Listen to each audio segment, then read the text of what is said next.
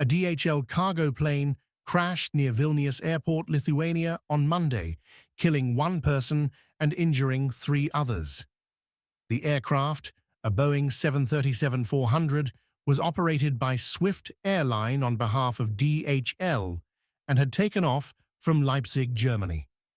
It crashed around 3:30 GMT, about 1.3 kilometers, 0.8 miles, from the airport runway, striking a residential house. Emergency responders arrived at the scene, with firefighters battling smoke rising from the wreckage. The crash resulted in significant damage to the plane, which was carrying cargo, and a fire that affected nearby infrastructure. Despite the devastation, all people inside the house survived. 12 residents were evacuated from the home, and authorities continue to search for a fourth person who may have been inside at the time of the crash. At a press conference, Lithuanian officials provided an update on the situation. Lėktuvas matyt turėjo nusileisti Vilniaus oro uoste ir keletą kilometrų iki oro uosto jis vis tik tai nukrito ir apie kelius šimtus metrų tiesiog čiuožė ir iš esmės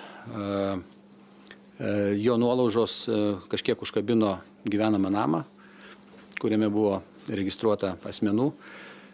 Tai degė iš esmės aplink namą ar iki namo esanti gyvenamoji infrastruktūra, šiek tiek namas yra apgadintas, bet mums sėkmingai pavyko evakuoti 12 berods asmenų iš gyvenamo namo.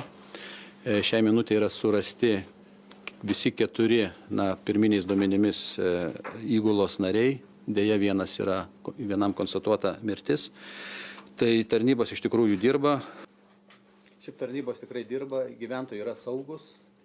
Orlaivis krovininis, visur matosi, orlaivis yra visiškai sumaitotas ir tikrai matosi tas krovinys, ką gabeno, išbarstytas gana didelėme plote.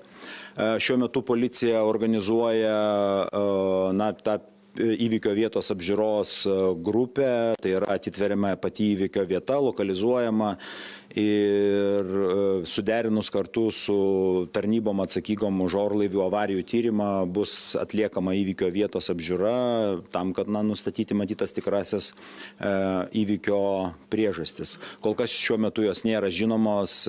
Toliau tyrimo eigoje matyti tarnybos bus pasirengusios komunikuoti. O ar yra galimybė? Iš tikrųjų, ta bazinė informacija suteikta yra. Yra žinoma, ką pilotai kalbėjo prieš atsitrenkdami į žemę?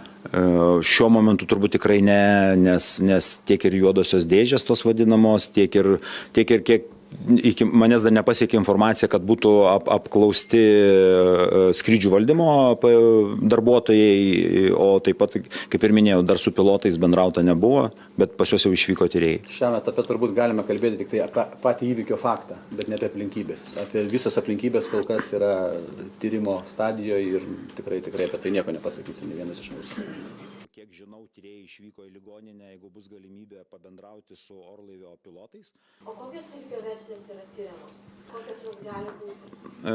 Turbūt labiau kokios jos gali būti, nes tai greičiausiai yra arba techninė avarija, tai gali būti žmogiškoji klaida, bet turbūt mes nesame čia aviacijos ekspertai tam, kad taip detaliai galėtume kalbėti tuo klausimu. Tiesiog orlaivis leidosi ir nepasiekė tūpimo tako. Tai kol kas tokios yra faktinės aplinkybės. Ar yra atmetama teroristinio akto versija, kadangi su DHL siuntomis buvo jau tokių bandymų įvykdyti? Turbūt jį niekada negali būti atmetama ir tai yra viena iš versijų, kuri turės būti tyrima, tikrinama ir laukia ilgas darbas. Aš manau, kad įvykio vietos apžiūra, tai yra įrodymų rinkimas, daiktų rinkimas, gali užtrukti gal net ir visą savaitę ir tie atsakymai tikrai nebus greitai. The crash has shocked the local community, and emergency responders continue to secure the area. Major streets in the vicinity have been cordoned off as part of the ongoing investigation. Authorities are also looking into the flight's communication data, including the black boxes, to shed light on what happened before the plane went down. The investigation will take time. We hope to find answers but it could take a week, said Paulauskas. Čia prieiti